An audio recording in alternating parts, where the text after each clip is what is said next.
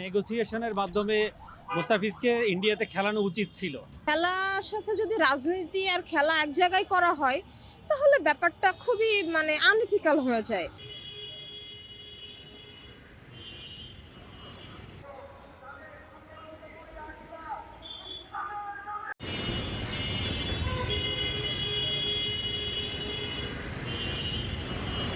ইন্ডিয়াতে এরকম একটা আইপিএল সারা বিশ্বে এটা প্রচার হয় এবং ক্রিকেট জগতে আইপিএলটা বেশ একটা উচ্চ স্থানে জায়গা।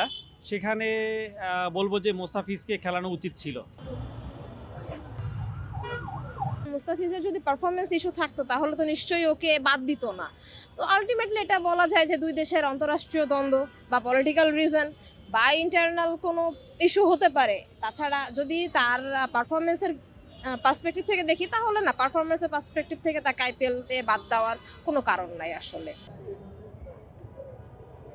একজন খেলোয়াড়কে যখন খেলাতে নিয়ে অংশগ্রহণ করার পর যে ওখান থেকে বাদ দেওয়া মানে এটা ওনাকে অপমান করা হয়েছে।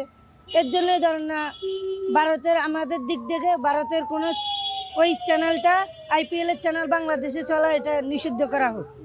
খেলাধুলা হচ্ছে মূলত ভদ্রলোকের খেলা, ক্রিকেট আমি যতটুকু জানি।